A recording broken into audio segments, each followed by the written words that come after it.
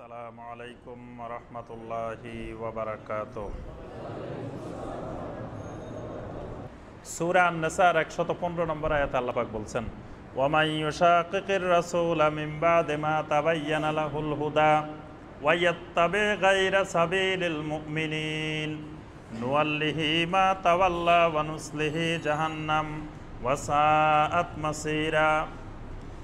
এখানেও আল্লাহ পাক বলছেন ওয়াইয়াত্তাবে গায়রা সাবিলিল মুমিনিন, মুমিনদের রাস্তার বাদ দিয়ে যারা অন্য রাস্তার অন্য তরিকার ইত্তেবা করে, সাহাবায়ে কেরামের তরিকা বাদ দিয়ে অন্য তরিকার যারা ইত্তেবা করে, নুসলিহি জাহান্নাম, তাদের পরিণতি হবে জাহান্নাম। তাহলে সাহাবায়ে কেরামের তরিকা, ওয়াইয়াত্তাবে গায়রা সাবিলিল মুমিনিন, সাবিল মানে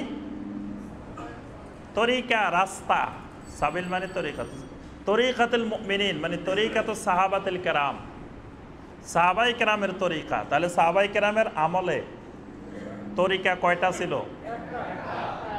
সাহাবায়ে কেরামের আমলে 130 তরিকা ছিল, 126 তরিকা, বড় বড় 4 তরিকা, চিশতিয়া, কাদেরিয়া, নকশবন্দিয়া, মুজাদ্দিদিয়া।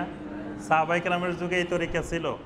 তা আল্লাহ পাক আমাদেরকে বলে দিচ্ছেন ওয়াইয়াত্তাবে গায়রা সাবিলিল মুমিনিন, সাহাবায়ে কেরামদের তরিকা বাদ দিয়ে যারা অন্য তরিকা অনুসরণ করে, নুসলিহি জাহান্নাম, তাদের পরিণতি জাহান্নাম।